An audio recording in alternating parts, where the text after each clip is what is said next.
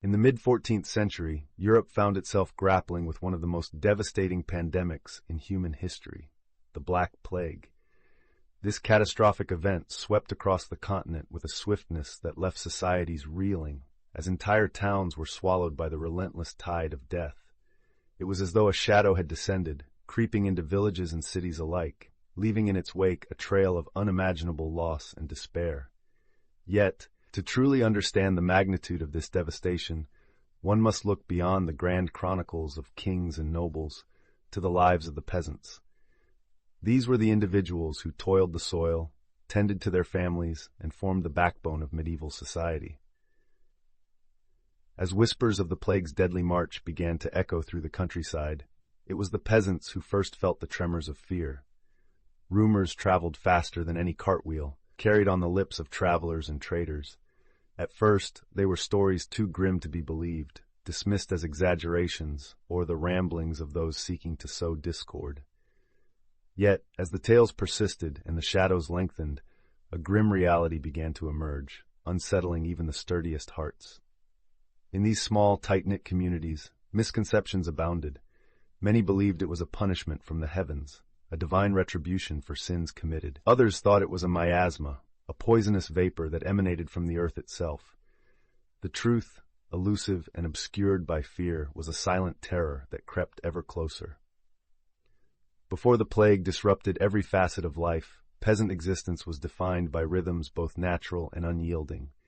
The seasons dictated the labor of the fields, and the church bells marked the passage of days. Work was grueling, but it was the very essence of survival. Families clustered in modest homes, bound by necessity and kinship. Their lives were simple, yet full of purpose. Each day was a testament to resilience and resourcefulness. The social fabric was tightly woven, with peasants depending on each other for support and sustenance, operating within a hierarchy that had existed for generations. Then came the first whispers of illness. What began as a cough or a fever soon escalated into something far more sinister. Those first afflicted found themselves shunned, their symptoms regarded with both horror and disbelief. Denial was a common refuge. After all, to acknowledge the true nature of this plague was to invite despair. But as more fell to its relentless grip, fear became an inescapable reality. The initial community response was a mix of disbelief and trepidation, but the time for inaction quickly passed. The disease spread like wildfire, indifferent to boundaries or borders, leaving chaos in its wake. Villages that once buzzed with life fell silent, save for the wails of those left behind.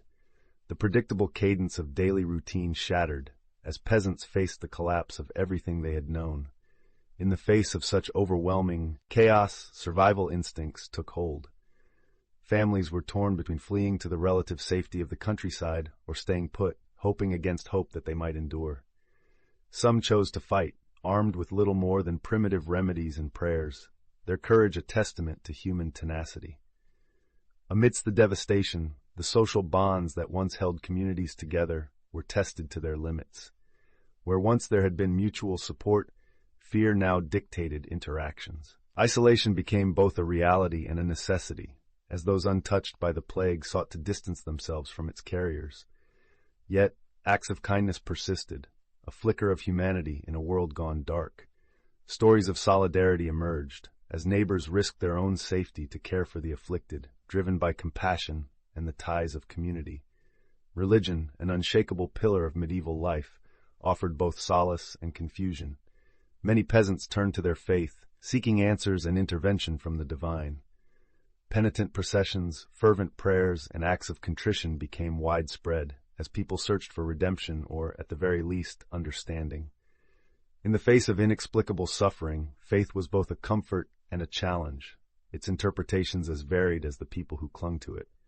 Desperation bred innovation, though not always with success. Superstitions and homegrown remedies flourished, often born of equal parts hope and ignorance. From herbal concoctions to protective charms, peasants experimented with any means they could conceive to stave off the unseen enemy. While some practices proved harmful, others offered a glimmer of hope, a testament to the indomitable spirit of those who refused to surrender. Amidst the turmoil, the economic landscape shifted dramatically. The once rigid structures of labor and land ownership began to crumble as the death toll mounted and fields lay fallow. For some peasants, the upheaval presented an opportunity to improve their lot, to seize lands or negotiate better conditions. The scars of the plague created new dynamics, setting the stage for a transformed society. As the plague's grip loosened, communities were left to grapple with profound grief. Stories of loss were etched on the hearts of those who survived, each family touched by the shadow of death. Traditional mourning rituals struggled to keep pace with the scale of loss, as mass burials became a grim necessity. Yet even in mourning, there was resilience. Peasants found ways to honor their dead, to remember, and to rebuild. The plague's retreat marked not a return to the past, but the beginning of a new chapter. Life resumed its rhythms, albeit altered. The resilience and adaptability of those who survived became the foundation upon which new lives were built. The social structures and relationships that had once seemed immutable were now open to re-examination, as the seeds of change planted by the plague took root. In the reflection of time, the lessons learned from this catastrophe became clear. Health practices evolved, communities reorganized, and worldviews shifted. The hard-won wisdom of surviving such an ordeal left an indelible mark on history, shaping the lives that followed. As we recount these experiences, we are reminded of the strength inherent in the human spirit, the capacity to endure and overcome even the darkest of times. Thus, as we remember the peasant experience during the Black Plague, we honor their journey, their suffering, and their resilience. It is a testament to the role of common people in shaping history, a reminder that even amid the greatest adversity, humanity endures. If you enjoyed this story so far, please subscribe to our channel, like this video, and share it with your friends. The tale of the Black Plague is one of shadow and survival, a narrative woven through the very fabric of Europe, where the specter of death hung heavily in the air, altering lives irrevocably. As whispers of the pestilence filtered through the air, they carried with them tales of cities brought low, of entire families vanished overnight. This unseen enemy did not distinguish between royalty and peasantry, laying waste to bustling towns and tranquil villages alike. Yet, to truly understand its impact, one must descend from the grandiose halls of power to the humble dwellings of the peasants, where life was lived on a knife's edge even before the plague. In those days, the rhythm of peasant life followed the cycles of the earth. Fields were tilled at dawn, and families gathered at dusk, their existence tied intimately to the land they sowed. Communities were close-knit, bound by necessity and shared toil. The social hierarchy was stark, yet within their modest confines, peasants formed a resilient tapestry of human connection, relying on one another for survival. But even this enduring routine could not shield them from the dread that began to seep into their villages. As rumors trickled in from afar, carried on the lips of travelers and traders, they spoke of a sickness so fierce it seemed apocalyptic. Initial disbelief turned to fear as these tales grew harder to dismiss when neighbors fell ill, displaying symptoms that were both alien and terrifying. In the beginning, there were those who dismissed the threat as a distant concern, a folly of other lands. But as the disease crept closer, denial gave way to a chilling realization. This was no ordinary illness. The familiar sights and sounds of village life began to change. The once bustling markets and lively gatherings at the local tavern became scenes of unease. Thatched roofs and cobblestone paths bore witness to whispered conversations and anxious glances, as mystery gave way to the grim understanding of their plight. Peasant life, already fraught with challenges, was now shadowed by an invisible, indiscriminate predator. When the first cases emerged, hope clashed with hopelessness. Families watched, helpless, as loved ones succumbed to fever and pain. The symptoms were ruthless, leaving no room for doubt, and yet, amidst the fear, a peculiar denial lingered. Perhaps it was humanity's natural defense against despair, or perhaps it was the need to cling to a semblance of ordinary life. But even as carts began to rumble through villages, carrying the deceased to hurriedly dug graves, the reality could not be ignored. Panic spread faster than the disease itself, fueling chaos and confusion.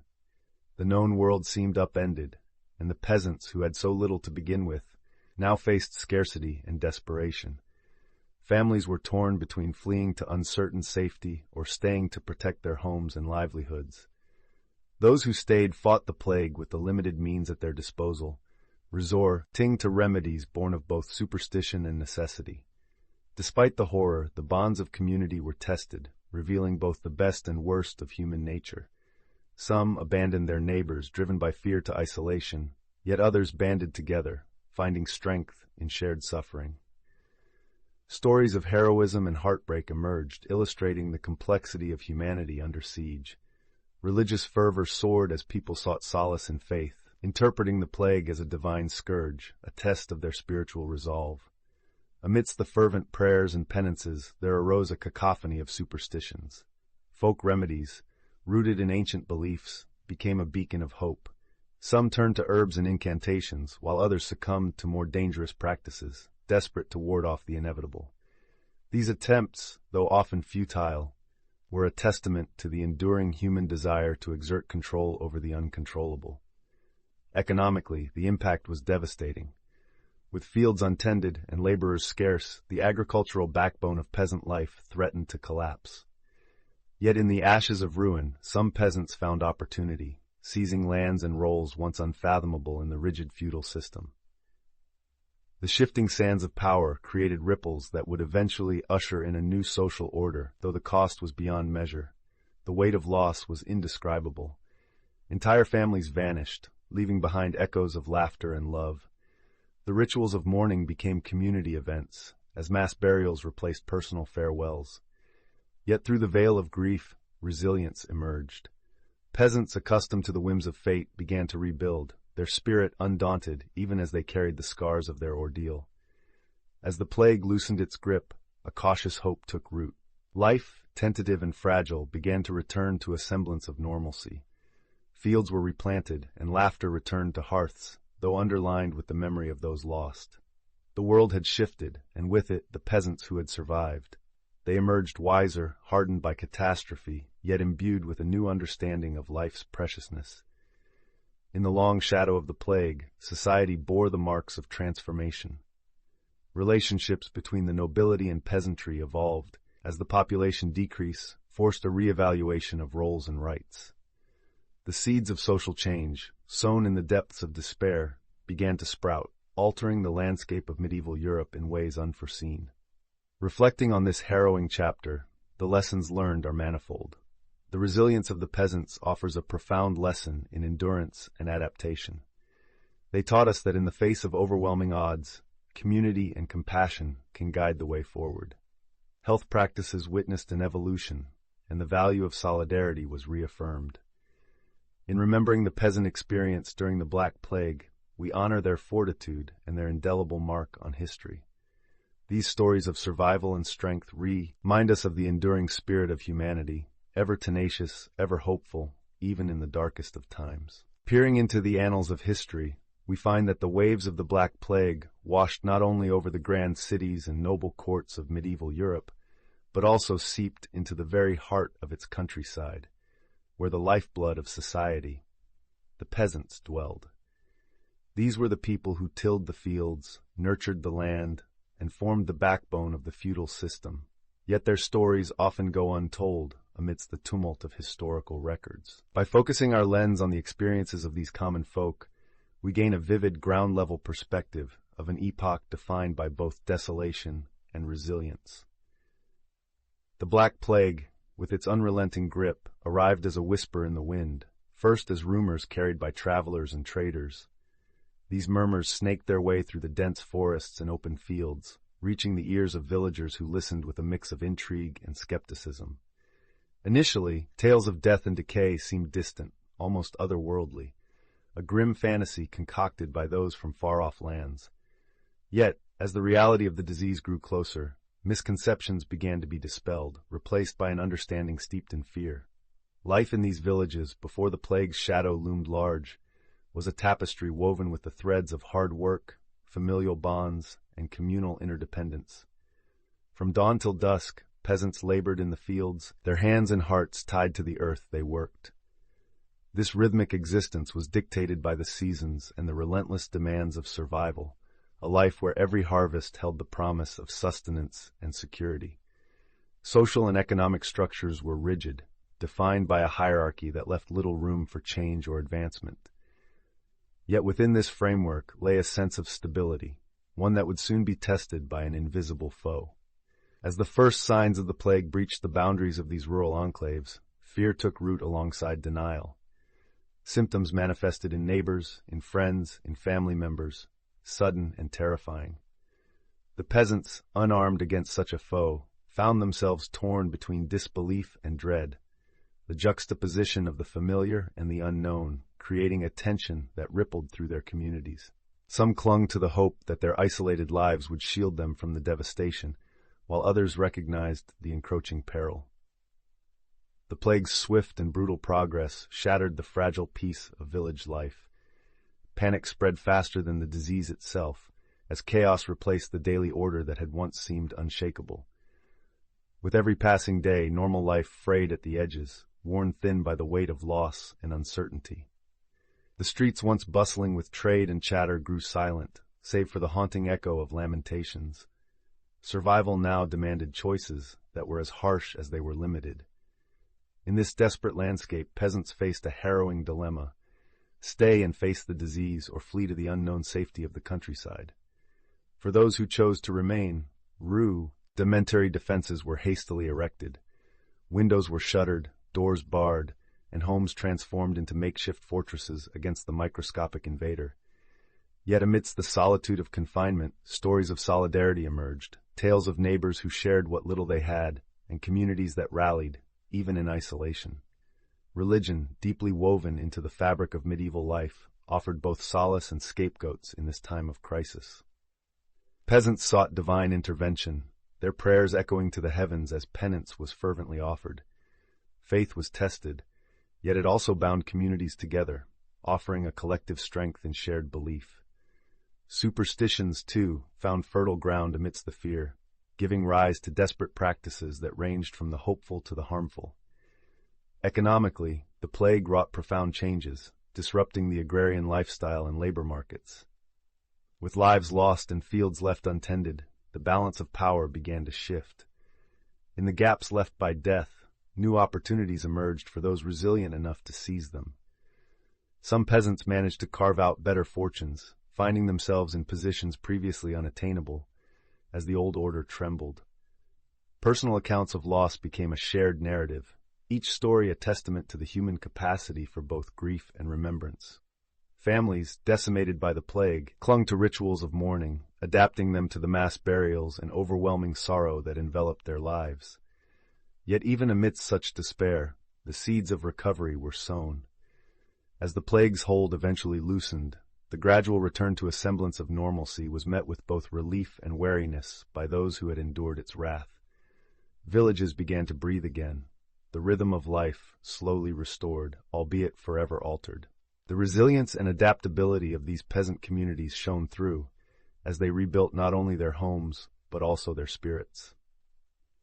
In the aftermath, a changed society emerged, the undercurrents of social transformation evident in the shifting relationships between peasants and the nobility.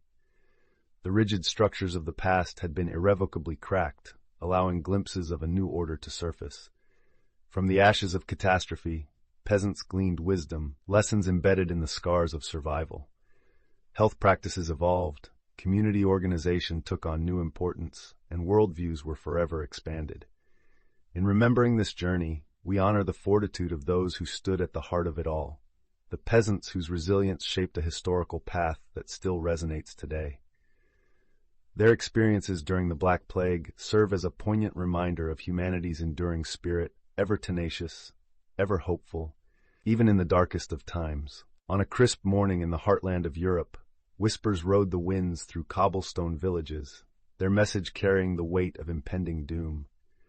The murmurings began as faint echoes in the taverns and market squares, where travelers spoke of a mysterious illness sweeping through the continent like a relentless shadow.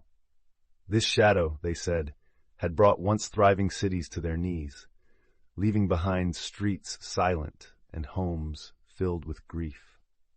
To the peasants, it seemed like a distant nightmare, a tale spun by those who had witnessed horrors in lands far from the familiarity of their own fields and forests. Yet, as these whispers grew into a chorus of fear, the specter of the Black Plague became impossible to ignore. With time, the news of the plague's approach seeped into every corner of rural life, carried by merchants, pilgrims, and peddlers who passed through villages, infecting not just bodies but minds with dread. It was a contagion of its own kind, spreading through stories that grew more grotesque with each retelling. Some claimed it was God's wrath upon mankind. Others blamed the alignment of stars or even foul mists that rolled off the sea. The peasants, rooted in their soil and routine, were suddenly thrust into a maelstrom of uncertainty, grappling to understand this unseen enemy. As rumors mingled with half-truths and outright fallacies, a gradual and terrifying realization dawned. The plague was no mere fantasy. It was real, and it was coming. Even before the specter cast its pall over the villages, life for a peasant was a delicate dance of survival. Days were dictated by the rhythm of the seasons, the toil of tilling and tending, the simple joys of family, and the solace found in community bonds. The fields were their world, the church their anchor, and the market their connection to a wider, albeit limited, economic sphere. Social hierarchies and feudal obligations framed their existence, yet within these confines they carved out lives of rich, if understated, complexity. It was a life of backbreaking work, yes, but also of companionship and shared purpose, where every sunrise brought the promise of another day's labor, and with luck, another season's harvest. This tapestry of village life, however, began to fray as the first ominous signs of the plague appeared. Stories from neighboring towns were no longer distant echoes, but immediate threats. The first cases, marked by grotesque swellings and fevered delirium, were met with disbelief and denial. How could such affliction touch their humble village, nestled among hills and streams? Yet denial soon gave way to horror, as the disease spread with the swiftness and silence of a thief in the night. The arrival of the plague was like a stone dropped into a tranquil pond, sending ripples through every facet of daily life. The familiar routines fractured under the weight of fear and the pervasive sense of helplessness. Communal gatherings and market days, vibrant with laughter and barter, quieted as people withdrew into the perceived safety of isolation. Yet, within this chaos, the peasants displayed an extraordinary resilience, grappling with the incomprehensible by holding steadfast to what they knew best, the land, the family, and the rituals that defined their existence. Faced with the decision to flee or stay, many peasants chose to gamble on the familiarity of their homes. Those who fled often found the countryside offered no sanctuary from the pestilence, which crept into every corner of the land. Meanwhile, those who remained turned to rudimentary and often futile measures in an attempt to ward off the invisible foe. Garlic hung in doorways, incense burned in hearths, and prayers were whispered with fervent desperation in candlelit chapels. Despite the grim odds, the human spirit's endurance shone through, as villages banded together in solidarity, sharing what little they had, whether it be food, comfort, or companionship. In the heart of this crisis, faith became both a refuge and a crucible. For many, the church stood as a beacon of hope amid the storm, its teachings offering explanations, however imperfect, and a promise of deliverance. Monks, priests, and laypeople alike, driven by conviction and compassion, tended to the sick and offered solace to the grieving. Yet, as the death toll mounted, some found their faith shaken, questioning the divine justice in such suffering. This crisis of faith was countered by others who saw the plague as a test, a divine call to repentance and renewal, prompting acts of penance and the search for signs of divine favor amidst the turmoil. Superstitions, too, flourished in this climate of fear and uncertainty. From charms to ward off evil spirits, to potions brewed with a mix of hope and desperation, the line between medicine and myth blurred. Remedies varied from the sensible to the bizarre, each holding a kernel of hope that it might be the key to survival. In this alchemy of belief and science, some found comfort, while others suffered further, victims of misguided practices. Amidst the upheaval, the economic landscape was irrevocably altered. The plague decimated the workforce, leaving fields fallow and disrupting the delicate balance of the agricultural economy. Yet, in this disruption lay opportunity. The scarcity of labor empowered surviving peasants to demand better conditions and wages, planting the seeds of change in the feudal structure. For those with the vision and means to seize these opportunities, the plague heralded a shift in fortunes, a recalibration of the societal balance that had long favored the few over the many. The weight of loss was perhaps the most profound legacy of the plague. Stories of individual and communal grief tell of families torn apart, villages reduced to ghostly remnants of their former selves. The communal nature of mourning, an essential aspect of peasant life, was forever altered, as the scale of death defied traditional rites and rituals. Yet, in the face of such sorrow, resilience emerged as a defining trait, as communities found new ways to memorialize and honor their dead, ensuring that even in death, bonds remained unbroken. As the plague receded, its grip slowly loosening over time, villages began to stir with the faint stirrings of revival. Fields were tilled once more, children played in the streets. Life, tentative at first, resumed its course. This return to normalcy was not a return to the past, but a step forward into a world forever changed.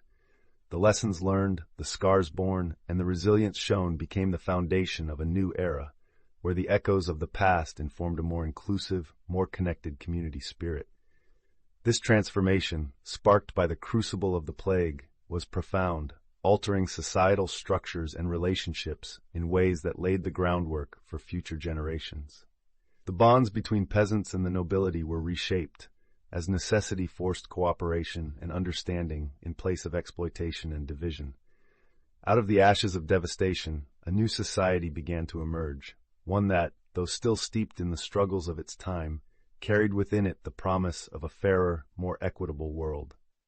The Black Plague was a harrowing chapter in history, but within it lay valuable lessons, hard-won wisdom that transcended the immediate horrors.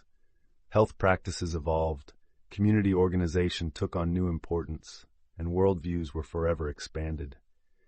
In remembering this journey, we honor the fortitude of those who stood at the heart of it all, the peasants whose resilience shaped a historical path that still resonates today. Their experiences during the Black Plague serve as a poignant reminder of humanity's enduring spirit, ever tenacious, ever hopeful, even in the darkest of times. As whispers of calamity began to drift through the rustic lanes of medieval Europe, an unsettling murmur took root in the hearts of villages untouched by the plague's grim presence. News traveled not by the swift wings of formal dispatches, but through the ragged breath of travelers, traders, and pilgrims who carried tales of the South's affliction like unwanted baggage. These stories varied in detail, yet the core was always the same. A deadly specter was sweeping across the continent, leaving behind a trail of death and despair. In a time long before the advent of mass communication, the transmission of such news relied heavily on word of mouth, challenging the peasants to discern truth from fabrication. Many villagers, accustomed to the rhythms of oral tradition, listened with skeptical ears, dismissing the initial accounts as exaggerations. After all, their lives had been governed by cycles of harvest and hardship, resilient to the notion that something unseen could disrupt their world entirely. Yet as the frequency and consistency of these tales grew, so too did the stirrings of unease among the populace. The initial reaction was a complex weave of disbelief and curiosity. For the peasants, life had always been a balancing act of uncertainties, and the concept of a plague seemed as distant as the stars. But as travelers arrived with stories of towns deserted overnight and fields left untended, the shadows cast by these rumors lengthened. Gradually, the realization that this was no mere passing illness began to grip the villages with a silent urgency. The stories were not just about faraway places. They spoke of a creeping fate that knew no boundaries, respecting neither rank nor status. In these small communities, life was dictated by the land.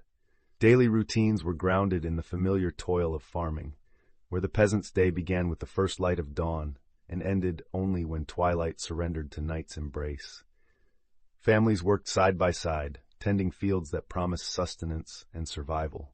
Here, the land held not just their livelihood but their legacy, binding them to a feudal system as old as memory itself. Lords, in their imposing manners, rarely concerned themselves with the subtleties of peasant life, which thrived despite the burdens of tax and tithe. As the plague's ominous advance continued, however, it soon became impossible to ignore the changes taking root. The first signs of its arrival were subtle yet insidious. A neighbor's unexplained absence whispered suspicions of a fever that would not abate. Fear and denial wrestled within the hearts of the peasants, as they clung desperately to hopes that their village would somehow remain untouched. Yet nature, in its unpredictability, showed little mercy.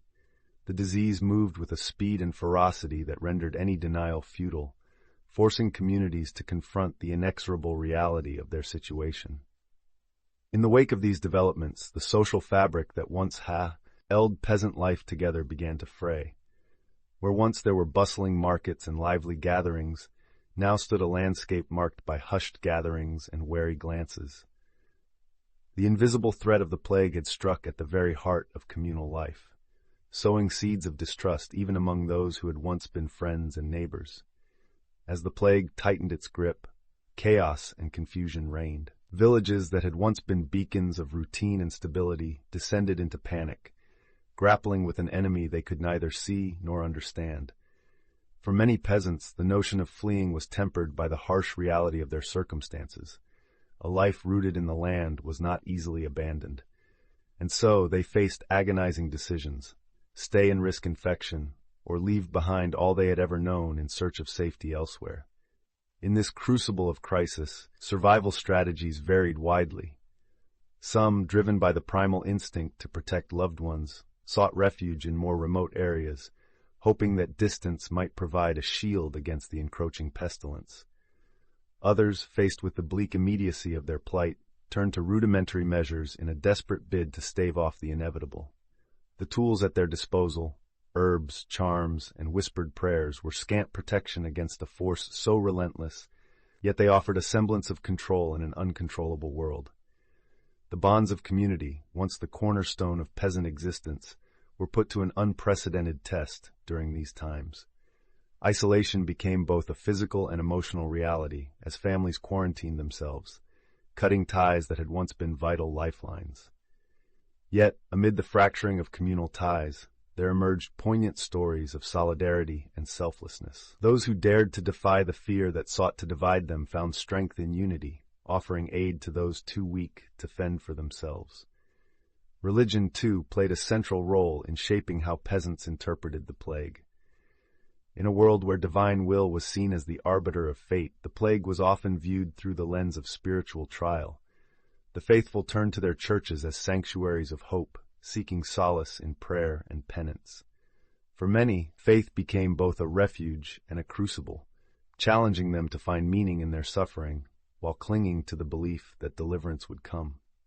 Alongside their faith, peasants also clung to a tapestry of superstitions and age-old remedies.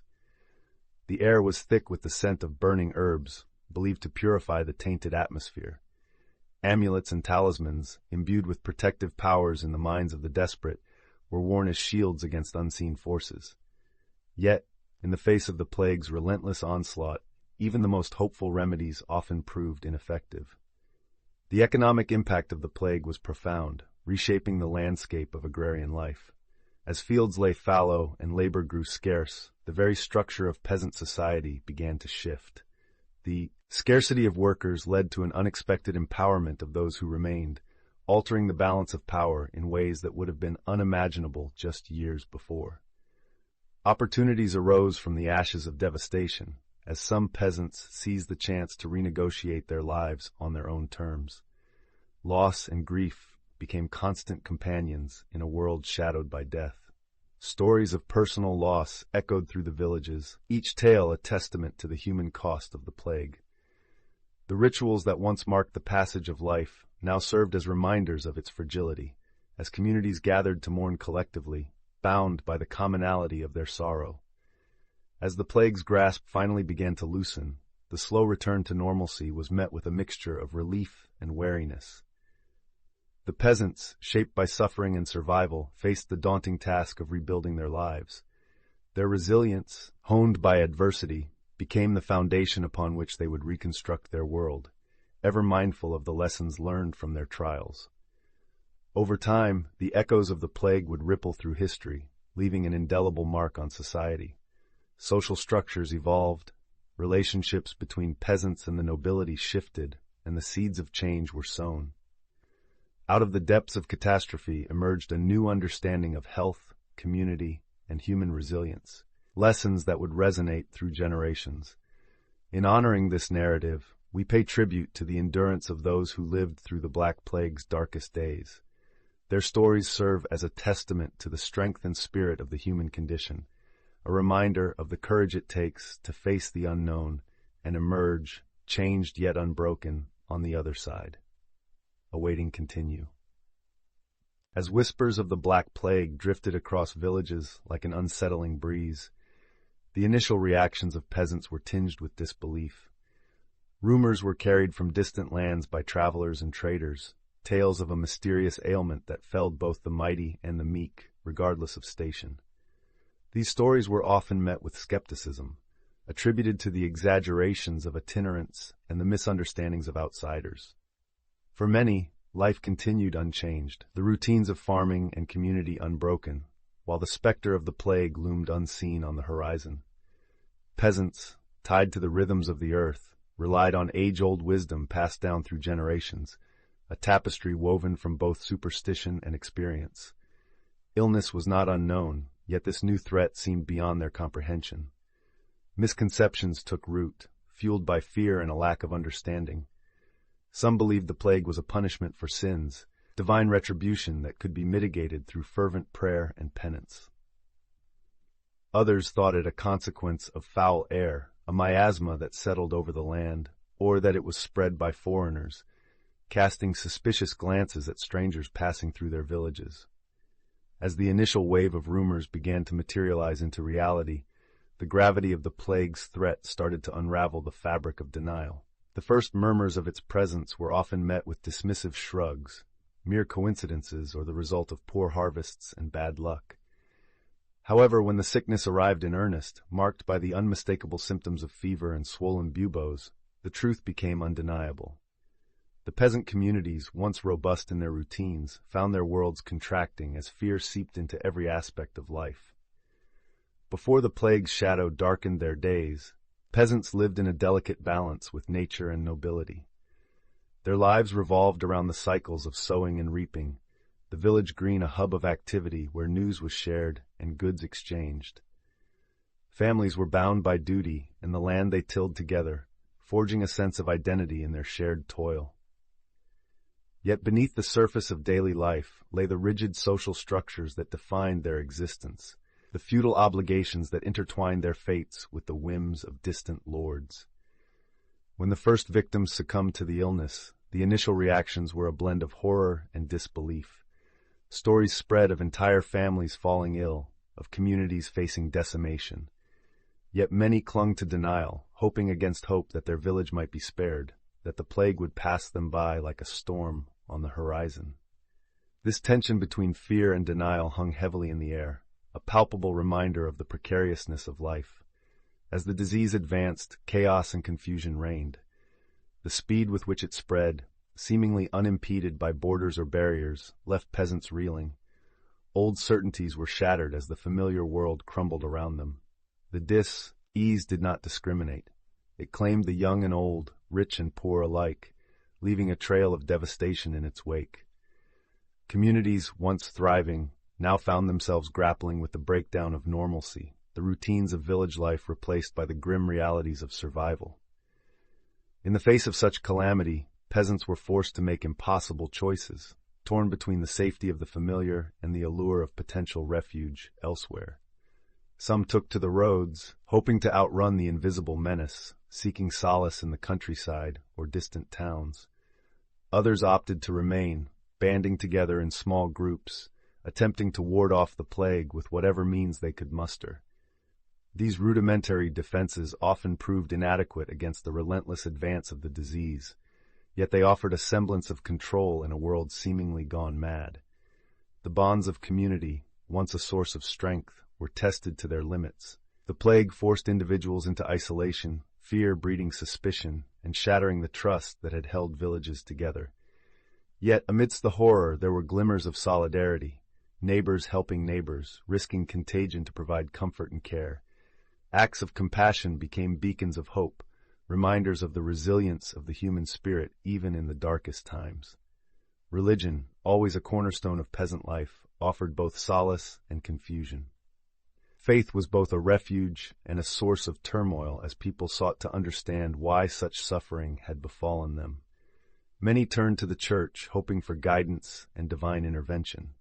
Pilgrimages increased, and the faithful gathered for mass penance, their pleas for mercy echoing across the countryside.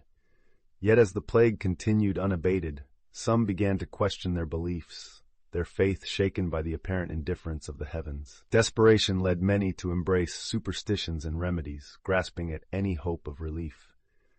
Herbal concoctions and protective charms were employed in earnest, while rituals to appease vengeful spirits became commonplace. These practices, a blend of the harmful and the hopeful, reflected the peasants' fervent desire to reclaim control over their destinies. While some measures were grounded in ancient herbal knowledge, others were born of fear, magnifying the uncertainty that defined this era. The economic impact of the plague was profound, reshaping the landscape of agriculture and labor. With fields left untended and laborers scarce, those who survived found themselves in a position of unexpected power. The traditional hierarchies that had governed peasant life shifted, as their labor became a precious commodity in demand. Some seized this opportunity to negotiate better terms, planting the seeds of social change that would take root in the years to come. Amidst this turmoil, the personal losses were the most poignant, the grief of individuals and families who bore the brunt of the plague's wrath. Stories from Pesa into families laid bare the emotional toll, the heartache of those who buried loved ones in hurried graves, often without the time or means for proper mourning. Communities learned to navigate the landscape of loss, developing new rituals and ways of honoring the dead, forging bonds in shared sorrow. As the plague's grip began to loosen, a gradual return to normalcy unfolded. The survivors, marked by their ordeal, emerged into a changed world. Peasant communities displayed remarkable resilience, adapting to new realities and rebuilding their lives from the ashes of devastation. The lessons learned from this catastrophe were manifold, shaping approaches to health, community organization, and even worldviews long after the immediate threat had passed. In the wake of such profound upheaval, the social structures that had long defined medieval life were irrevocably altered. The relationship between peasants and the nobility shifted, as the labor shortages empowered the former to demand more equitable conditions. These changes laid the groundwork for future societal transformations, the echoes of which would resonate through history in ways both subtle and profound. Reflecting on this period, the wisdom gleaned from the struggle against the plague is evident.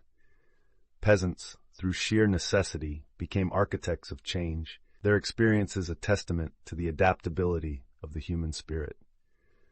The resilience forged in that crucible of suffering left an indelible mark, influencing health practices, social organization, and community resilience in the centuries that followed. In remembering the peasant experience during the Black Plague, we are reminded of the profound impact of everyday people in shaping history. Their stories, woven into the fabric of our collective past, illustrate the enduring strength of the human spirit in the face of unimaginable adversity. It is a testament to the resolve and courage of those who lived through one of history's darkest chapters, emerging on the other side with lessons that continue to resonate. Awaiting continue.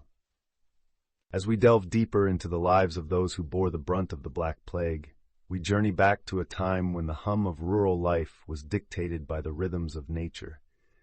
The lives of peasants, largely untouched by the grandeur of castles and the machinations of distant courts, revolved around the simplicity of daily toil and the ever-present dance with the seasons. Before the specter of the plague cast its long shadow, these communities thrived on a symbiotic relationship with the land, each day a testament to endurance and routine. Fields, stretching as far as the eye could see, were the stage upon which the daily lives of peasants unfolded. From dawn to dusk, they labored tirelessly, tilling soil and tending to crops, their backs bent in unison with the arc of the sun. It was a life of arduous work, but one imbued with purpose and a profound connection to the earth that sustained them. Families, both nuclear and extended, formed the backbone of these communities, with each member contributing to the collective survival in a delicate balance of shared responsibilities. In the heart of these villages, community life pulsated with a vibrant camaraderie. Shared meals, communal gatherings, and market days were more than mere events. They were the lifeblood of social cohesion, fostering bonds that would later be tested in unimaginable ways. The laughter of children playing in the fields, the storytelling at dusk, and the mutual support during difficult times painted a picture of a world where cooperation was key to survival. The social and economic structures were straightforward yet profound in their implications. Land, often owned by feudal lords, was worked by peasants under the manorial system. They paid their dues through labor or a portion of their harvest, a system that, while exploitative by modern standards, was the accepted norm. This feudal arrangement dictated the pace of life, with obligations and rights woven into the fabric of their existence. These structures, seemingly immutable, would face upheaval as the plague tore through the land, challenging the very foundations of their society. Amidst the cyclical nature of peasant life, there were moments of respite and celebration, woven into the Christian calendar that dominated their worldview. Holy days provided much-needed breaks from the relentless work, offering opportunities for feasting and reflection, moments that reaffirmed their faith and community ties. Religion was a guiding light, a source of comfort and moral compass, deeply ingrained into the everyday and offering solace in the face of life's hardships. Yet, beneath the surface of this pastoral tableau lay a harsh reality. Life was fraught with uncertainty and the ever-present specter of hardship. Famine, harsh winters, and poor harvests were constant threats, casting their own form of dread long before the plague's arrival.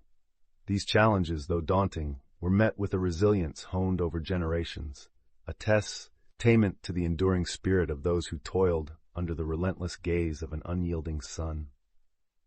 As rumors began to filter into these insular communities, whispers of a great pestilence spreading across distant lands, the peasants' lives, so rooted in the earth, began to tremble with the first tremors of fear. Initially dismissed as tales spun from the looms of travelers' imaginations, these stories soon took root, spreading like wildfire through villages and hamlets. The initial reaction was one of skepticism, for how could such a distant threat penetrate the strongholds of their everyday reality? Misconceptions abounded, fueled by fear and ignorance. Some believed it was divine punishment, others saw in it the work of sorcery or malevolent spirits. The gradual shift from doubt to dawning realization was a slow march, one marked by the steady encroachment of dread as the first cases emerged, shattering any remaining illusions of safety. Communities that once thrived on the predictability of seasons and the constancy of toil now faced an invisible enemy that respected neither hard work nor prayers.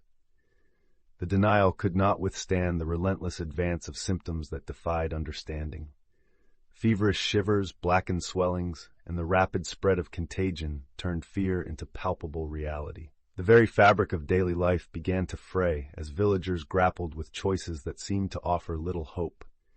The work that had once defined them now became secondary to survival, as each day was lived under the pall of uncertainty. In the face of overwhelming odds, the peasant communities sought to adapt, their resilience once more tested. For some, the instinct was to flee, abandoning fields and homes in a desperate bid to outrun the death that stalked them. Others chose to fight, employing rudimentary means to ward off the disease, from herbal concoctions to prayers uttered with fervent hope.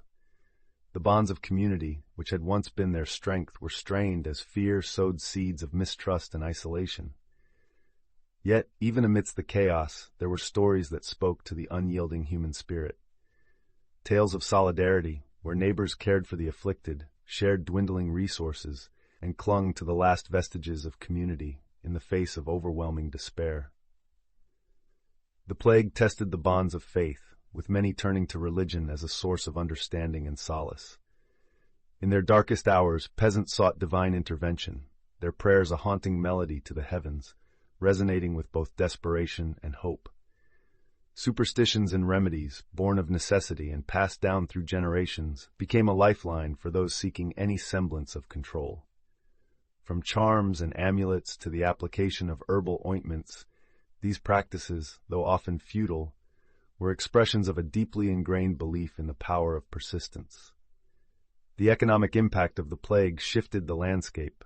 As labor shortages and the collapse of tradition, all systems opened new avenues for those who survived, altering forever the dynamics of peasant life and their relationship with the nobility. Grief became a constant companion, as the loss of life reached staggering proportions. Peasants faced the grim task of burying the dead, often in makeshift graves, their mourning rituals a poignant reminder of the humanity that persisted amidst the devastation. As the plague's grip slowly loosened, life began to resume, though forever altered. The resilience of peasant communities shone through as they rebuilt their lives, their adaptability, a testament to the enduring strength that had seen them through one of history's most harrowing chapters. The long-term effects of the plague planted seeds of change, subtly transforming social structures and the relationships between peasants and their lords. These changes laid the groundwork for shifts that would echo through the centuries, leaving a legacy of hard-won wisdom and the realization that even in times of catastrophe, there is hope and the possibility of renewal. The lessons learned from surviving the plague were manifold, altering perceptions of health, community, and the world beyond their villages. In remembering the peasant experience during the Black Plague, we honor their resilience and the indomitable spirit that faced unimaginable adversity. Their stories, woven into the fabric of our collective past, illustrate the enduring strength of the human spirit in the face of unimaginable challenges.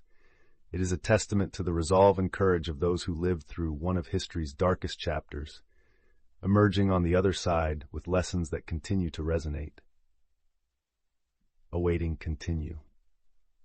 The echoes of the past, where echoes of life before the shadows of the plague swept over the land, paint a vivid portrait of an era defined by the rhythm of the seasons and the toil of hands calloused by the earth.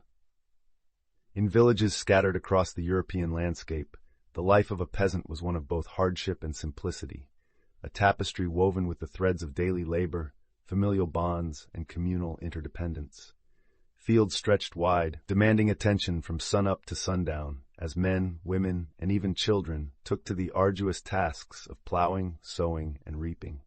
It was a life hinged on survival, dictated by the whims of weather and the bounty of crops that determined whether bellies would be full or hollow.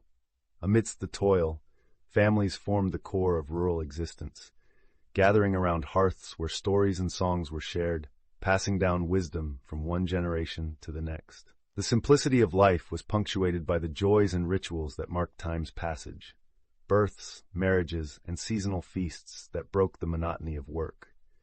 Community gatherings, whether for celebrations or collective labor, were a testament to the interwoven lives of villagers who depended on one another, not just for survival, but for companionship and support. In this world, social hierarchies were clear, yet bonds of kinship and neighborliness softened the rigid lines, creating a social fabric where everyone played a part. Yet, as whispers of an unseen menace began to flutter like dark birds across village squares, the tapestry of normal life started to unravel. At first, the news drifted in as mere rumors, tales of a distant sickness so terrible in its telling that it could hardly be believed. Peasants, accustomed to the harshness of life, met these stories with skepticism, their beliefs deeply rooted in the traditions and superstitions that had guided them through generations. The initial disbelief was understandable, as their reality had always been shaped by tangible threats, failed harvests, harsh winters, or the occasional skirmish over land. The concept of an invisible, creeping death was beyond their immediate understanding, and thus the early signs were often dismissed as tales spun too far. But denial soon gave way to a somber realization as the plague, like a thief in the night, began to claim its victims. The first signs of sickness appeared as dark blotches upon the skin, a harbinger of the fever and agony to follow. Fear, once smothered by disbelief, exploded into panic as the disease spread with alarming speed, turning familiar faces into hollow shells.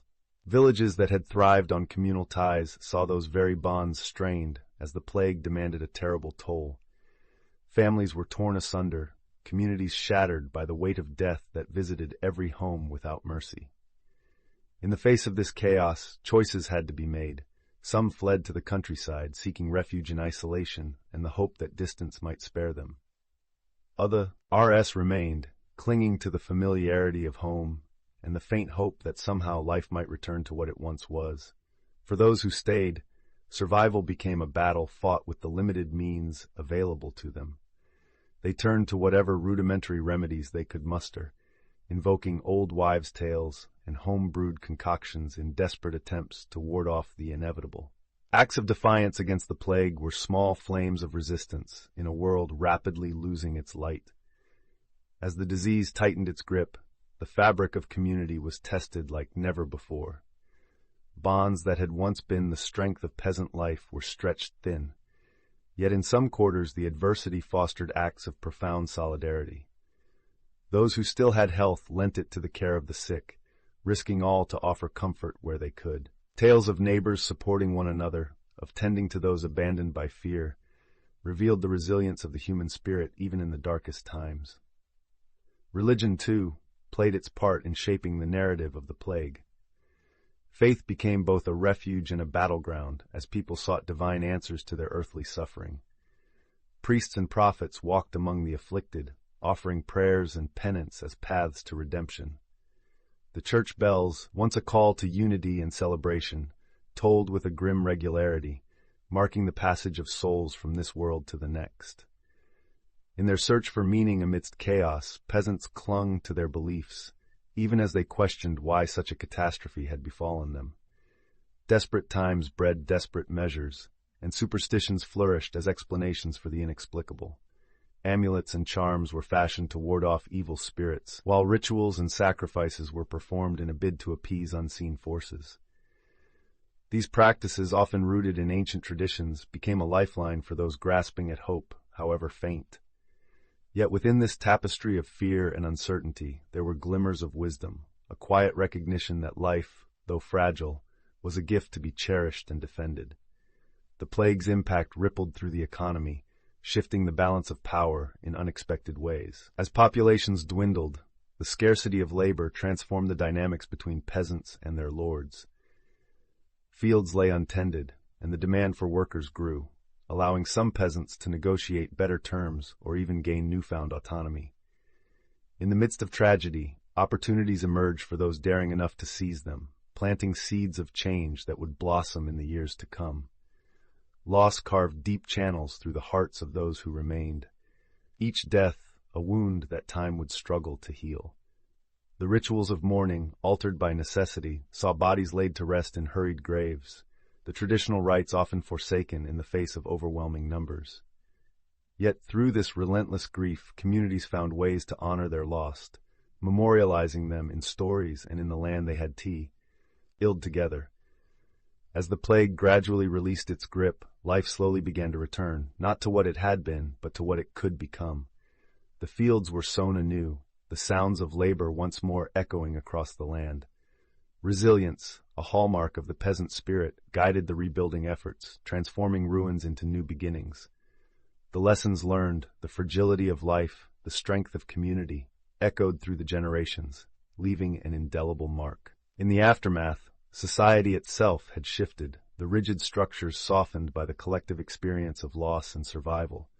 Relationships between peasants and nobility evolved, as necessity had forced both to reconsider their roles and responsibilities. The seeds of social change, sown in the chaos, took root, leading to a future where the echoes of the past would guide the path forward. Reflecting on this journey through history, we are reminded of the resilience and courage woven into the fabric of peasant life. Their stories, marked by struggle and triumph, continue to inspire, urging us to remember the strength found in unity and the wisdom born of adversity. As we honor the memory of those who lived through the plague, we are encouraged to appreciate the enduring spirit of common people, shaping history with their toil, their tears, and their unyielding hope. Awaiting continue. In the heart of medieval Europe, the landscape was a tapestry of open fields, dense forests, and small villages, each a microcosm of daily life for peasants who toiled from dawn until dusk. Their existence, though humble, was structured by the rhythms of the agricultural calendar and by the social hierarchy that governed every aspect of their lives. At the base of this structure were the serfs, bound to the land they worked, their days dictated by the relentless demands of sowing, reaping, and tending to livestock. Above them stood the manorial lords, whose authority was both a source of protection and a symbol of unyielding control. This symbiotic relationship, though often skewed in favor of the elite, was the bedrock upon which peasant life was built. Communal ties were the lifeblood of these rural communities, where shared labor and mutual support eased the burdens of survival. The village was a living organism, its health dependent on the cooperative spirit of its inhabitants. Fields were plowed together, harvests gathered with collective effort, and barns raised in unison. These communal ventures not only sustained their physical needs, but also forged bonds that turned neighbors into extended family. Yet, despite this shared reliance, life was a delicate balance, teetering on the edge of subsistence, where a poor harvest or a harsh winter could spell disaster. Amidst this backdrop, the news of the plague spread whispered through the countryside like a chill wind, unsettling the fragile order. Initially, stories of the disease seemed distant, mere rumors that traveled along trade routes, carried by merchants who spoke of the devastation in hushed tones. In these early days, many peasants dismissed the threat, clinging to the comfort of routine and the belief that their isolated villages might be spared. But as the tales grew more frequent and more dire, skepticism gave way to a creeping unease that seeped into the fabric of daily life. In the quiet corners of their homes, peasants began to speak of omens and signs, interpreting the arrival of the plague through the lens of their own experiences and beliefs. Was it a punishment from the heavens, a test of faith, or perhaps the result of some unknown sin? The uncertainty bred fear, yet among many, it also sparked a defiant resolve to carry on, to maintain the semblance of normalcy amidst growing anxiety. Peasant life before the plague, though demanding, was a testament to resilience and resourcefulness. Despite the constraints of their status and the limited tools at their disposal, peasants cultivated a rich tapestry of customs and traditions that colored their existence. Festivals marked the passage of seasons, religious rites offered solace and hope, and folk tales woven from their collective experiences provided both entertainment and moral guidance. Life was a constant negotiation between hardship and celebration, a dance of perseverance that fortified the spirit against the trials of the world. With the plague's inexorable approach, the shadow it cast grew ever darker, altering the once familiar rhythms of life. Initial disbelief gave way to an urgent scramble for survival strategies as peasants faced unimaginable choices.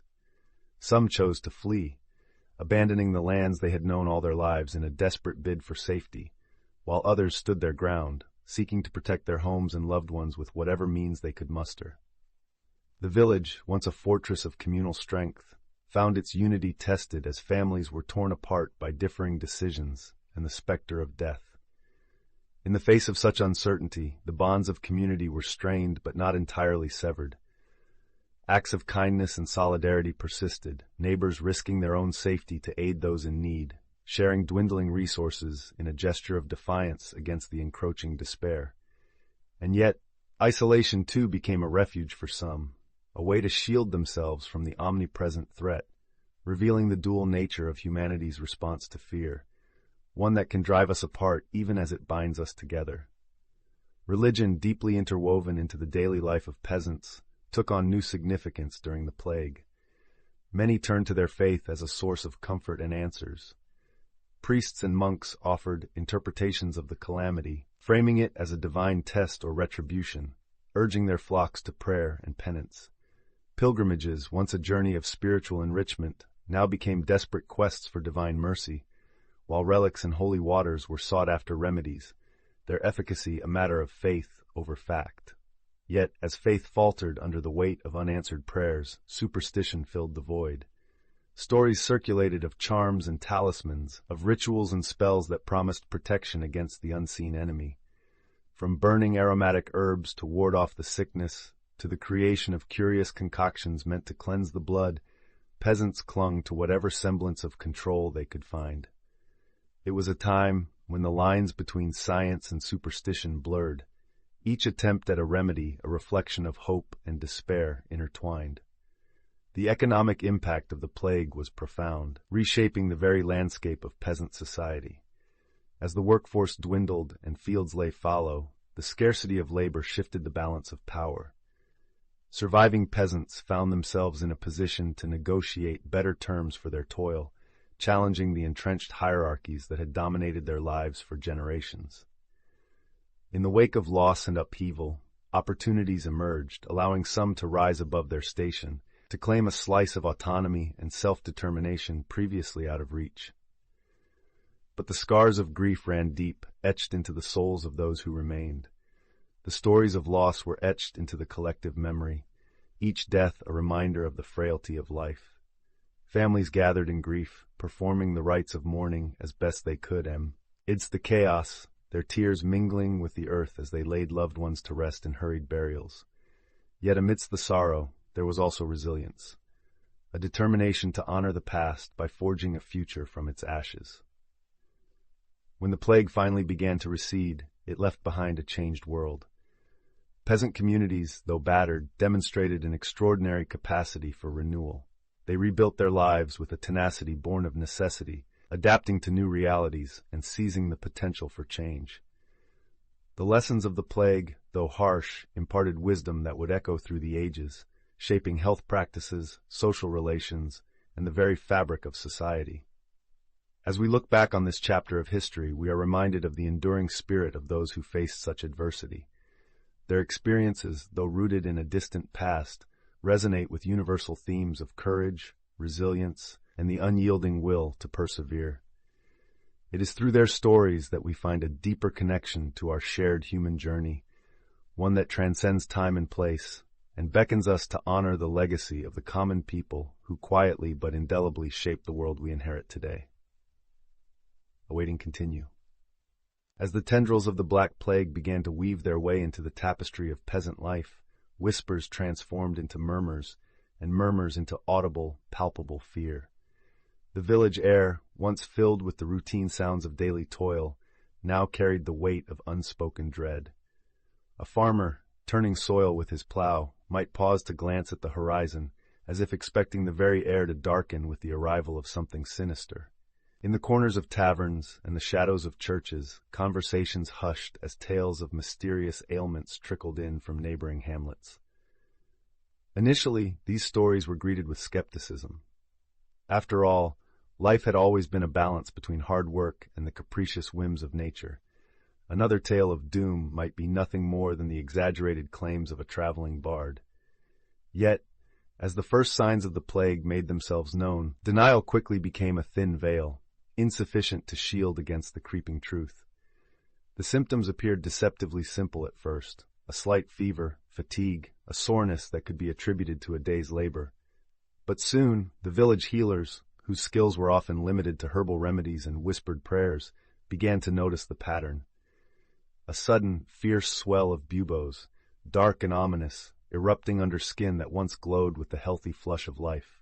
These were followed by an unrelenting fever, a burning testament to the unseen enemy that had breached the walls of their pastoral stronghold.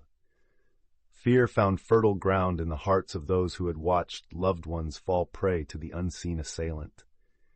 Villagers spoke in hushed tones, wrestling with a tension that pitted their instincts for self-preservation against their deeply rooted ties to community. Some clung stubbornly to disbelief, hoping that ignorance might somehow stave off the inevitable. "It is merely a passing sickness," they would insist, their voices tinged with a hope they themselves found increasingly hollow. But the evidence of their eyes was undeniable. The once vibrant marketplace, bustling with the rhythm of trade and barter, now stood eerily silent, punctuated only by the occasional cough or the desperate cry of a mourner. The initial cases were brushed aside as mere happenstance, perhaps a consequence of the damp spring or the spoiled grain from the previous harvest. Yet, as the number of afflicted grew, so too did the realization that this was no ordinary malady.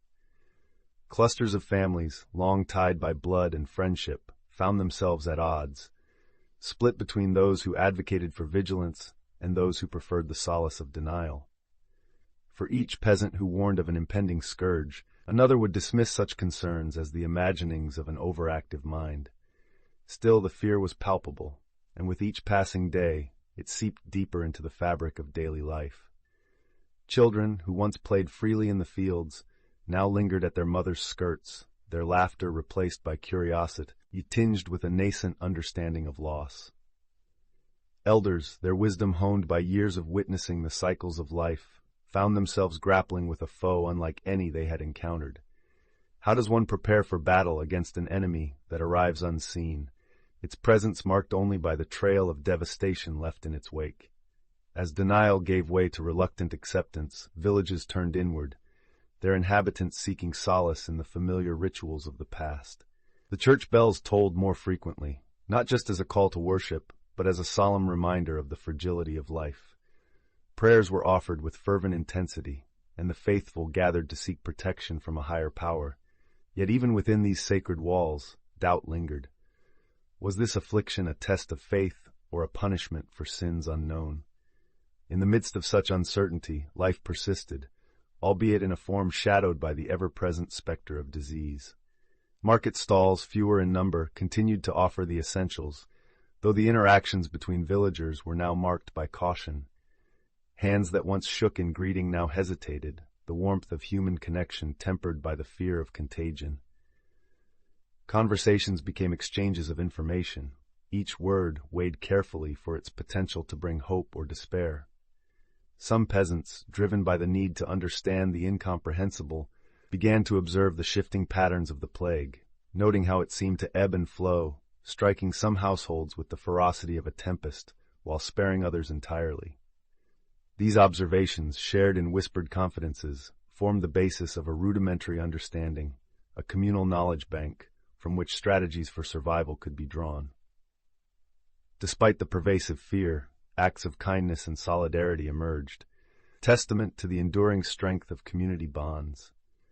Food was shared with those too weak to tend their fields, and neighbors watched over one another's children, ensuring that life, in whatever form possible, continued.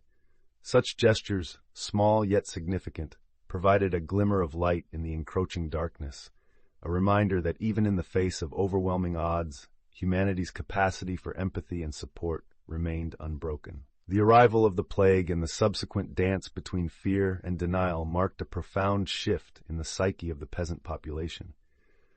As the reality of their circumstances settled like dust on their daily lives, they found themselves caught in a delicate balance between the natural desire to flee from danger and the equally powerful need to stand firm, to preserve what they could of the world they knew. This tension set the stage for the critical choices that lay ahead, choices that would define not only their survival, but the very essence of their community's spirit in the years to come. In the heart of this struggle lay the seeds of transformation, for as the peasants grappled with the immediacy of the threat, they also began to question the very structures that had long governed their existence. The plague's reach was indiscriminate, touching both the humble and the highborn, and in its wake it left a society ripe for change. The journey through fear and denial, fraught with pain yet interlaced with resilience, would ultimately become a crucible from which a new understanding of life and community would emerge. Through these trials, the peasants discovered an unexpected strength, a capacity for endurance that, while born of necessity, would come to define their legacy. As the plague continued its march, they stood together in the breach, united by the shared belief that even in the face of such profound darkness, there existed the possibility of light. Awaiting continue. As whispers of a strange and deadly affliction reached the ears of villagers, carried by the wind and by travelers who themselves seemed shadows of their former selves, the initial response was a mixture of curiosity and the dismissive bravado of those yet untouched by disaster. In the small hamlets that dotted the landscape, life had always been defined by toil and the predictable rhythm of the seasons, and so the notion of an invisible menace was met with skepticism. In the fields, as hands worked the earth, stories were shared, often with a chuckle or a shake of the head. How could such a thing happen here, in these quiet and familiar lands? That skepticism began to erode when the first cases appeared, like drops of ink on a page, spreading and deepening. It was a chill morning when a villager, a robust man named Thomas, roused himself from bed, only to find himself unable to rise again. His wife, Agnes, noticed the peculiar swellings under his arms, rising like malevolent blooms. Thomas's fever climbed, and his voice, once so strong and full of laughter, became a whisper of its former self. The village healer was summoned, a woman whose knowledge of herbs and poultices was respected, if not wholly understood. She examined Thomas with a furrowed brow and a heart weighed down by the knowledge that this was beyond her skill. The village community, bound by ties of kinship and necessity, responded to these early signs with varying degrees of fear and denial. Some, like Agnes, clung to routine. Surely if they continued to plow, to sow, to harvest, things would return to normal. Others began to murmur of curses and divine wrath, their eyes flickering with old fears and new uncertainties. The church, a small stone structure that stood at the heart of the village, became both a sanctuary and a confessional, where sins were whispered and prayers were offered for deliverance. Yet denial has its limits, and as more villagers succumbed, the atmosphere shifted.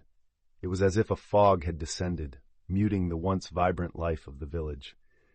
Faces became drawn, eyes darting warily, mothers clutching their children a little tighter.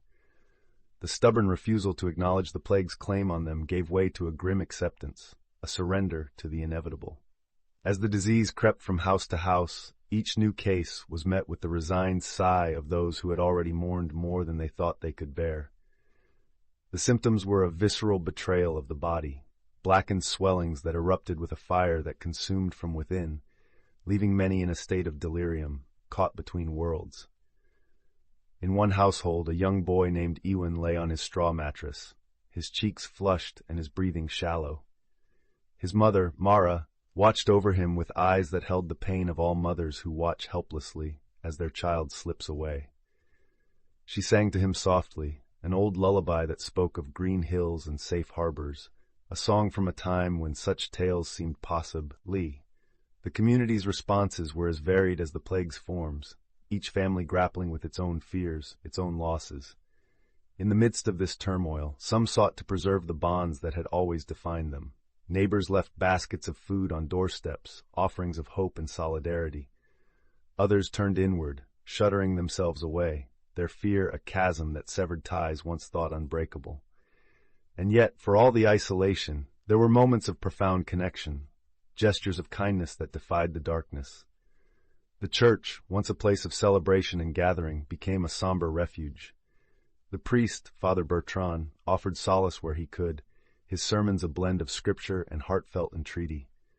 He spoke of faith, of trials faced and overcome, urging his flock to find strength in their shared humanity. It was here that villagers came to light candles for the departed and to share their grief, each flame a testament to lives lived and lost. Among these stories of fear and denial, there were also those who faced the plague with an unyielding will to survive. The blacksmith, a burly man named Ivor, refused to surrender to despair. He fashioned charms of iron, small tokens that villagers clutched in their hands, believing in their power to ward off illness. Ivor's forge became a place where hope was hammered into something tangible, a defiance of decay and death. As the days turned into weeks, the village learned to live in the shadow of the plague. They adopted new rituals, small acts of precaution that offered a semblance of control in a world gone awry. Water was drawn from wells with care, and herbs were hung in doorways, their pungent scent a reminder of the thin line between health and disease.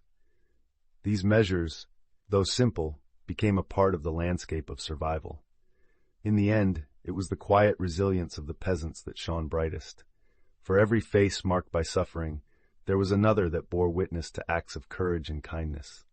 The community's fabric, though frayed, did not unravel.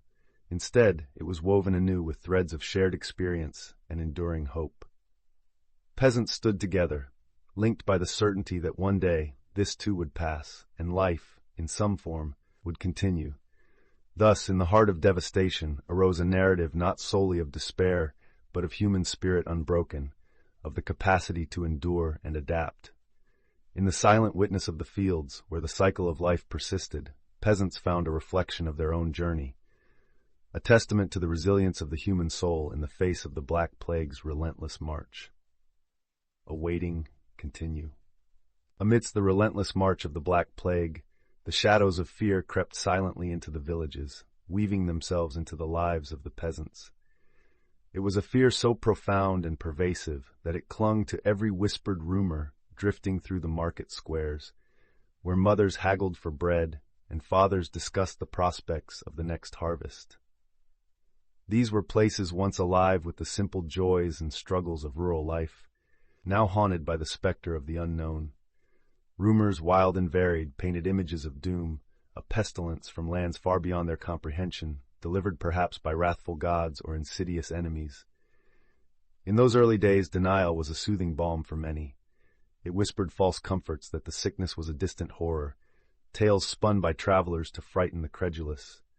What power did a tale, no matter how grim, hold against the tangible tasks of the day? The tilling of fields, the tending of livestock, the mending of thatched roofs battered by the wind. Life, with all its demands, pulled peasants away from musing on morbidity. Yet, denial could only cloak reality for so long. As the bells tolled for more souls each passing day, the whispers grew louder until they were impossible to ignore. The first signs of the plague entered the communal consciousness as a quiet dread. It began with a persistent cough, a fever that seemed to sap the very vitality from its victims. Villages watched with bated breath as friends and neighbors were struck down seemingly at random. There was a moment of suspended disbelief when faced with the unmistakable symptoms, the dark swellings beneath the skin, the excruciating pain. These signs were harbingers of a truth too daunting to accept. In the eyes of the community, there was a dance of fear and denial. While some turned away, hoping not to be seen by the scourge, others began to confront the grim reality taking shape around them. Faced with undeniable evidence, the fabric of daily life unraveled. The rhythm of existence, once dictated by the seasons and harvests, was thrown into disarray. As the plague tightened its grip, old certainties were questioned, and peasant resilience was tested. Chaos and confusion became the norm, as families were torn apart by loss and survival took precedence over every other concern. The village, once a bastion of routine, became an uncertain landscape where every interaction was fraught with unseen danger. In this environment, survival strategies emerged from necessity and desperation. Some chose the path of flight, abandoning homes in search of safer havens, though often finding only more of the same despair. Others, rooted to their land by necessity or sheer will, chose to fight in their limited ways, attempting to shield themselves with herbs and ointments passed down through generations. Yet even these measures, filled with hope, were often as ineffective as they were heartfelt. As the bonds of community were tested, both isolation and solidarity became defining features of life. The spirit of mutual aid, though battered, was not wholly broken. Stories emerged of neighbors banding together to care for the orphaned and the sick, while others succumbed to the primal instinct of self-preservation, closing themselves off in hopes that isolation might offer safety. Religion, an ever-present cornerstone of peasant life, was a double-edged sword during this crisis. For some, faith provided solace and a framework through which to understand their suffering. Pilgrimages, prayers, and penance became widespread as communities sought divine mercy. Yet, when prayers seemed unanswered, despair grew, and faith was shaken. The void of scientific understanding was often filled with superstition. Strange concoctions and rituals offered a semblance of control over an uncontrollable force. These desperate measures, though lacking efficacy, were attempts to wrestle with the unseen enemy that had invaded their world.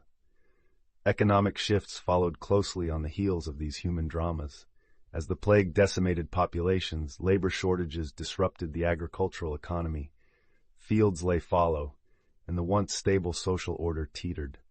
Yet, in the midst of this turmoil, opportunities arose for those resilient enough to seize them. Some peasants, freed from traditional bonds, sought new avenues to improve their lot, shifting fortunes in unexpected ways. Amidst the pervasive themes of loss and grief, individual stories of heartbreak stood out like darkened stars in the night. Families were left to mourn not in the privacy of their homes, but in villages turned into silent cemeteries. The rituals of mourning, stripped of community presence, became solitary acts of remembrance. Yet, even in grief, peasants displayed a remarkable ability to endure and adapt. The end of the plague did not come as a sudden relief, but rather a gradual retreat. As the scourge loosened its grip, a new dawn approached, one marked by the cautious rebuilding of shattered lives. The resilience of peasant communities shone through as they returned to the rhythms of life, carrying with them the scars and wisdom of survival. The Black Plague's long shadow left an indelible mark on society. The rigid structures that once defined peasant life began to shift. Relationships with the nobility were renegotiated in ways that planted the seeds of future change. The devastation had forced a reevaluation of social order and relationships, opening avenues for transformation in the years to come. Peasants emerged from this catastrophe with lessons hard learned. Wisdom born from suffering reshaped their approach to health, community ties, and their understanding of the world. The memory of the plague, though a bitter chapter in their history, also became a testament to their enduring spirit. As we draw closer to the end of this narrative, it is vital to remember the profound experiences of these ordinary people who faced extraordinary challenges. Their stories are woven into the fabric of history, offering a poignant reminder of resilience in the face of overwhelming odds. Through their struggles and triumphs, they have left an enduring legacy that continues to illuminate the past and inspire the present. As whispered tales of the Black Plague's arrival rippled through the village commons, a strange tension gripped the air. The peasants, accustomed to the rhythms of sowing and harvest, now faced a specter that defied the natural order they had always understood. Initially, the news drifted in as little more than an unsettling rumor, spoken in hushed tones by travelers and traders whose hands gesticulated wildly, as if trying to clutch at the intangible horrors they described. Yet, with each passing day, the reality of this unseen enemy clawed its way into the consciousness of even the most skeptical villagers. In an era when information traveled no faster than a horse's trot, the initial whispers of the plague were often dismissed as exaggerations, the product of overactive imaginations, or perhaps the work of malevolent spirits. However, as the stories became more vivid, laden with accounts of entire families struck down overnight, the chill of dread began to seep into the bones of the populace. The grim realization that this was no mere fabric of fantasy slowly took root, a creeping certitude that was as inexorable as the disease itself. Before this dark shadow fell upon their fields, peasant life had unfolded with a comforting predictability. Sunrise marked the beginning of their labor, with fields of golden wheat and rows of verdant vegetables stretching out under the patient gaze of the sun. Family life revolved around simple pleasures and shared toils, the bonds of kinship and community reinforced by the ceaseless cycle of the seasons. Social structures were rigid, yet familiar, a world where obligations and duties were clearly defined by birthright and tradition. But as the first signs of the plague appeared in their midst, fear and denial waged a silent war within the hearts of the villagers. It often began with an innocuous cough or a slight fever. The afflicted would dismiss these symptoms as nothing more than fatigue from a day's work, refusing to entertain the thought that these might be the first tremors of impending doom. However, as blackened swellings emerged, visible markers of the infection, the thin veneer of denial crumbled to expose raw fear and despair. In the ensuing chaos, the once orderly villages descended into confusion. Families barricaded themselves indoors, hoping futilely that wooden doors could ward off a foe that traveled through breath and touch. Panic spread more swiftly than the disease itself, and with it came the breakdown of normal life. The village market, once a bustling hub of commerce and conversation, stood eerily silent, save for the occasional shuffle of someone scavenging for dwindling supplies. Amidst this turmoil, peasants faced the harrowing decision of whether to flee their homes or remain in a place slowly suffocating under the pall of death. For those who chose to stay, survival strategies varied. Some sought solace in isolation, turning their homes into fortresses against the encroaching dew. Others, driven by desperation, turned to rudimentary means to combat the pestilence, hanging herbs from doorways or burning incense to cleanse the air. Community bonds, once the bedrock of peasant life, were tested to their limits. Acts of solidarity emerged, with neighbors caring for the sick despite the risks. Yet the plague's ruthless efficiency often led to isolation and abandonment, as fear eclipsed compassion. Stories of lone survivors or entire families succumbing to the disease abound, manifestations of the plague's indiscriminate cruelty. Religion, a cornerstone of medieval life, offered both solace and strife. The faithful flocked to churches, seeking divine intervention through fervent prayer and penance. For some, the plague was a punishment from an angered deity, a test of faith that required enduring suffering with humility and devotion. The search for meaning in the face of inexplicable loss added another layer of complexity to the peasant's plight. Equally pervasive were the superstitions and remedies that sprouted in the fertile ground of fear. Amulets and charms became commonplace, talismans against an invisible threat. Some turned to more dubious practices, bloodletting, the consumption of bizarre concoctions, or fervent rituals meant to appease unseen forces. In this frantic scramble for survival, the line between hope and harm often blurred. In the midst of this upheaval, the economic landscape shifted. The agricultural economy, once stable and predictable, now lay in disarray.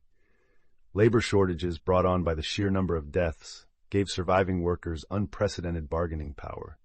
Some peasants seized these new opportunities to demand better wages or, for the first time, a say in their working conditions, sowing the seeds of social change that would germinate long after the plague had passed.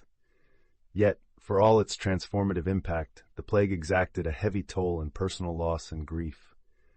The fabric of peasant life, woven from the threads of numerous family ties and community connections, was torn asunder.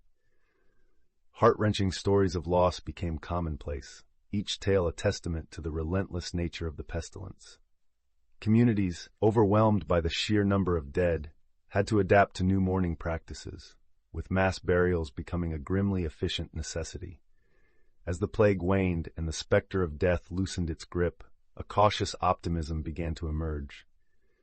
The return to normalcy was gradual, marked by the tentative reopening of markets and the slow resumption of communal life.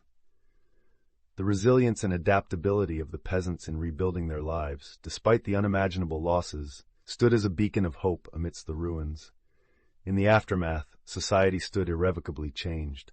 The rigid hierarchies that once defined peasant-noble relationships were challenged, with new dynamics and opportunities emerging from the rubble. The Black Plague, for all its devastation, had planted seeds of transformation, setting the stage for shifts in social structures that would unfold over the coming centuries. Reflecting on this dark chapter, the wisdom gleaned from catastrophe became apparent. Lessons learned in the crucible of suffering and survival influenced everything from health practices to community organization, reshaping worldviews in ways that would endure long after the last corpse was interred.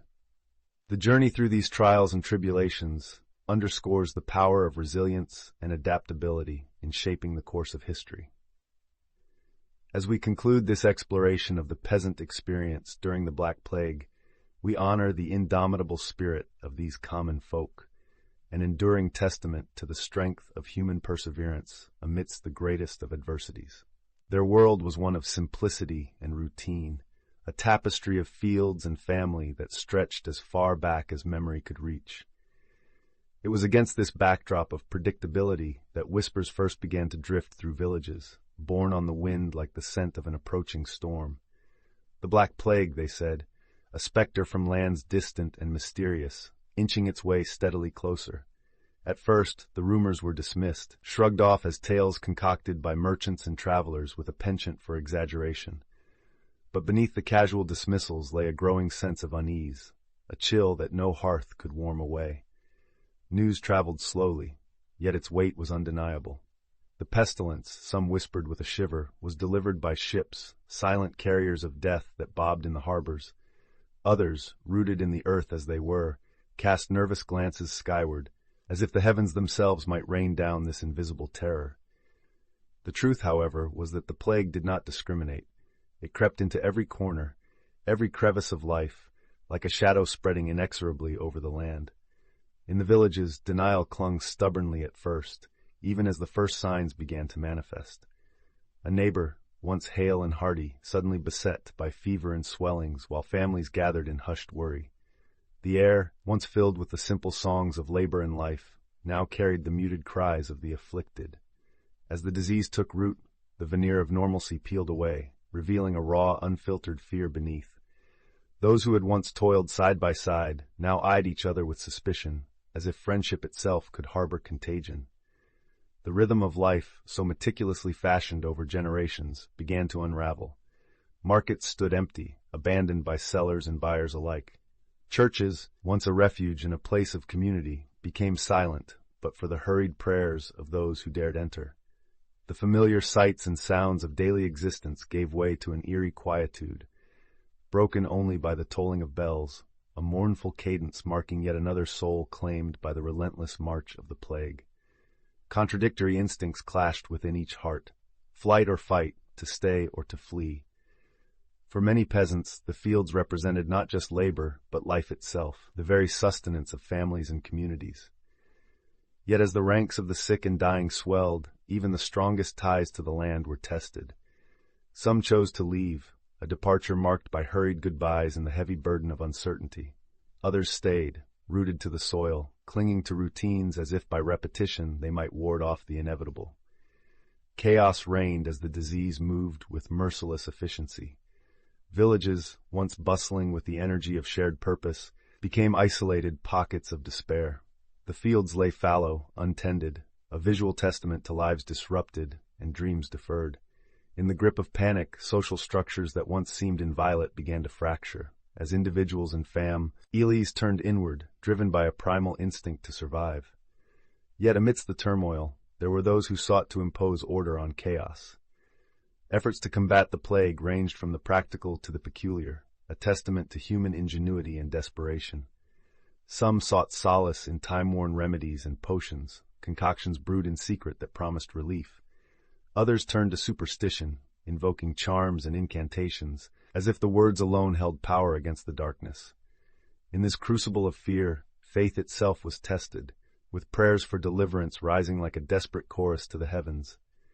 Communities, bound by necessity and shared struggle, found their bonds strained nearly to breaking. Where once there was camaraderie, suspicion began to take root. Yet the plague did not snuff out the light of human kindness altogether. Stories emerged of neighbors sharing what little they had with those in need, of families opening their doors to the orphaned and the abandoned. These gestures, small though they seemed, were acts of defiance against the encroaching despair. In the shadow of the plague, the world tilted and shifted. What had once been a clear path forward now seemed obscured by uncertainty. For the peasant class, whose lives were orchestrated by the cycle of the seasons, this upheaval was profound. With so many lives lost, the labor market itself was upended.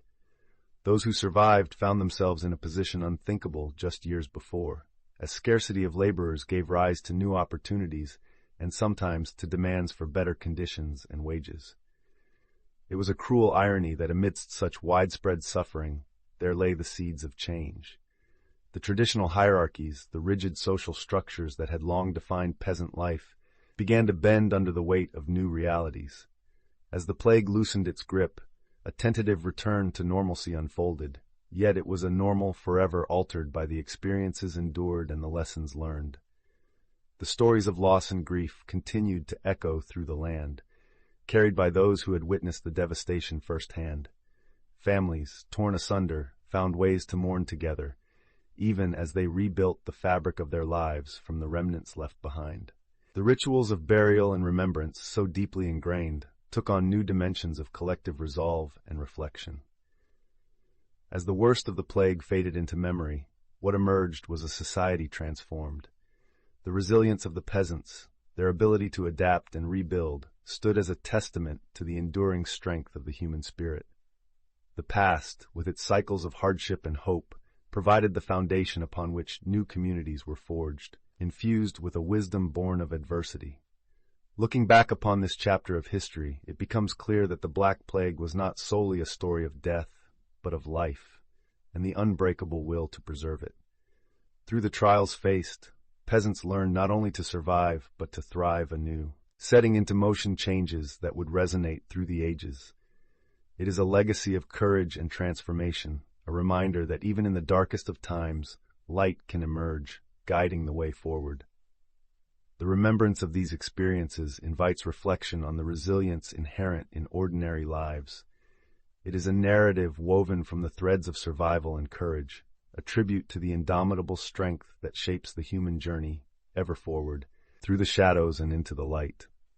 The world seemed to crumble beneath the feet of those who tilled the soil and labored under the open sky.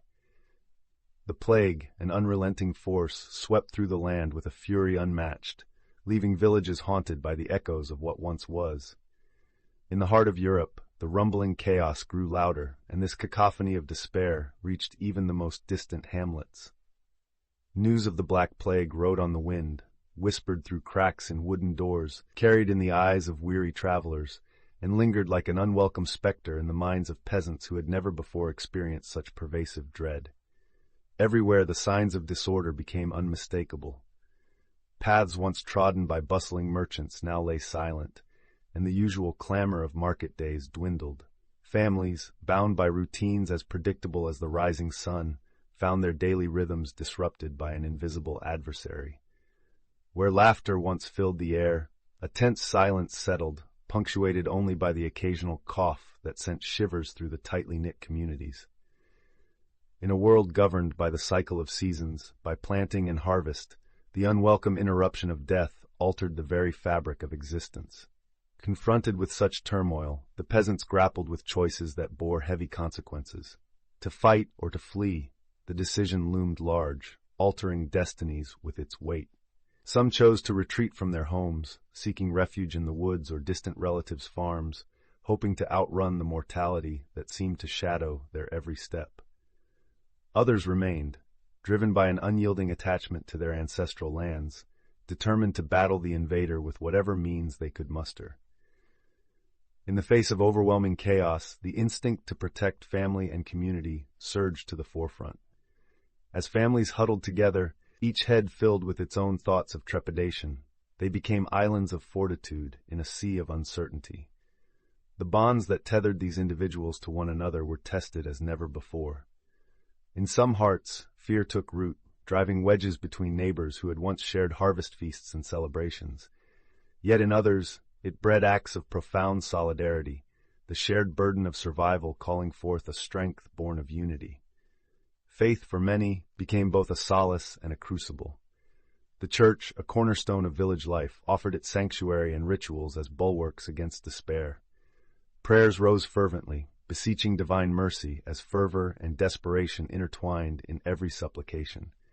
The peasants turned to old beliefs and new interpretations, seeking meaning in the madness. Tales of penance and pilgrimage abounded, as faith transformed into a beacon guiding lost souls through the impenetrable fog of calamity. In tandem with these spiritual quests, a curious amalgamation of old superstitions and newfound remedies emerged. The familiar rhythms of life now interspersed with whispered incantations and the application of home-brewed potions. Garlic hung around necks, herbs were strewn across thresholds, and the smoke of smoldering fires carried hopes of purification. These measures, born from a mixture of hope and desperation, illustrated the lengths to which peasants would go to reclaim a semblance of control over their fates. Yet, amidst the chaos, the wheels of the economy ground almost to a halt. Fields lay fallow, unattended by the hands that once nurtured them. The local markets, once vibrant centers of commerce, withered as the demand for goods plummeted. The labor force, decimated by the plague, left fields unplowed and harvests uncollected. But even in despair, opportunity glimmered faintly on the horizon. The scarcity of workers gave rise to new dynamics, altering the balance of power between peasants and their lords. For some, this shift opened doors previously locked, ushering in a tentative glimpse of autonomy. Loss, however, was the uninvited guest that overstayed its welcome in every corner of peasant life. The air itself seemed to carry the weight of grief, pressing down upon the shoulders of those who buried kin and kind. Stories of loss unfolded with unyielding regularity, each tale more haunting than the last. The rituals of mourning were hurried and incomplete, mass graves silent witnesses to a tragedy too vast for any one heart to hold. Yet in these dark times, shared sorrow became a thread that wove communities together, binding them with a strength only loss can forge. As the plague receded, its grasp finally loosening, the land bore witness to the quiet resilience of those who remained. Life, so fragile and so tenacious, began once more to unfurl. The peasants, steeled by their trials, emerged into a world forever altered. They carried with them the indelible marks of survival, scars that spoke volumes of the journey they had endured. With the return of normalcy, albeit reshaped and redefined, they picked up the pieces, sowing seeds of renewal in fields both literal and figurative. In the aftermath, as the dust settled and the echoes of suffering faded, society stood upon the brink of transformation. The feudal order, once rigid and unassailable, trembled subtly at the edges. The experiences etched into the lives of peasants sowed seeds of change that would germinate in the years to come, challenging old hierarchies and fostering new relationships between the land and its people. These shifts set the stage for future upheavals, planting the foundations of a reimagined world.